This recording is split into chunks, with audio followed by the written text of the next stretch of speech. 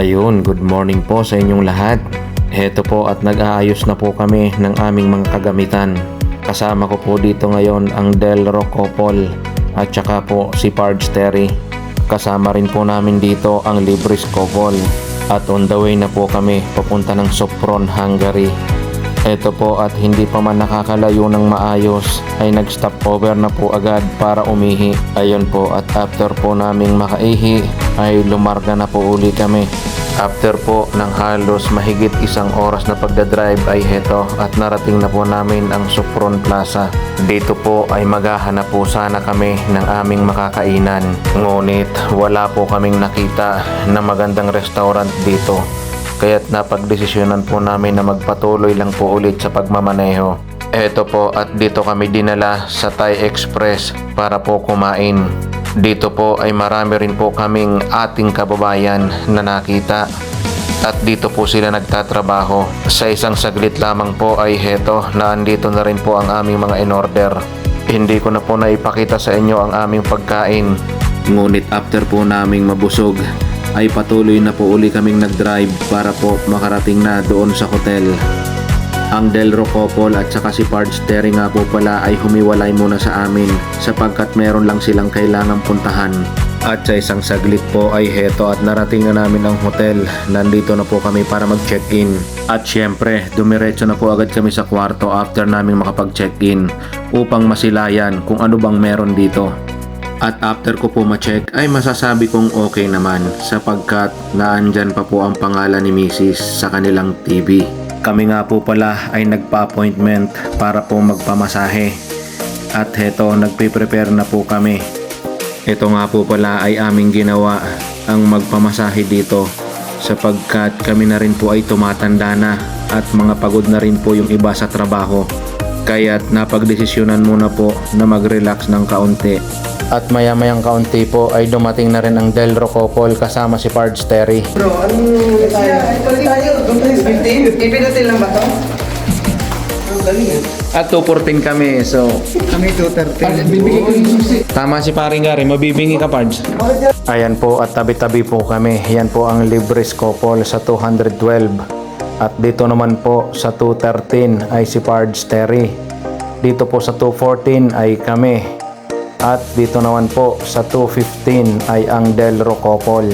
At kaya po mabibingi si Pards Terry dahil hindi niya kasama si Ate Glory. At napapagitnaan namin ang kwarto niya ni paring Gary. Heto po at magkakasama na po kami ngayon na nagre-relax. At syempre kaming mga boys ay nagpalamig muna sa medyo mainit na panahon. Ayan po, kami po ay nakapanligo na niyan sa swimming pool, nakapagpamasahe at nakapag-sauna na rin.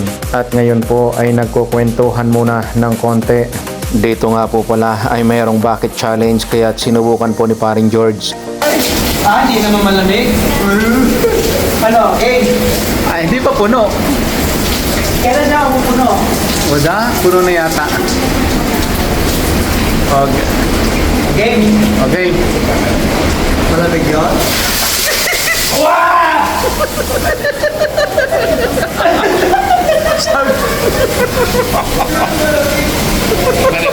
Malamig yung bucket challenge.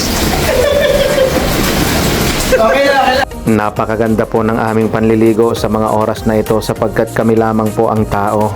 Hindi ko pala po nabanggit kanina na first time ko lamang po na magpamasahe at talaga naman pong relax na relax po ang aking pakiramdam sa ngayon.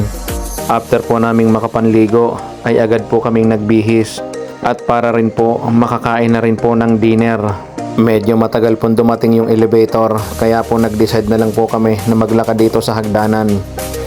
Sa mga oras po na ito ay marami na rin po ang nagdi-dinner. Ngunit napakaswerte po namin sapagkat may nakuha pa kami na malaking table.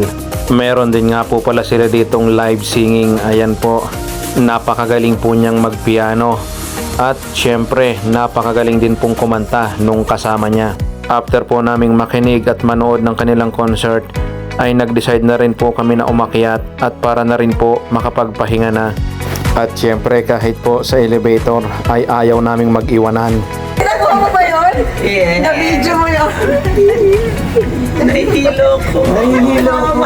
Mahilong-hilo na.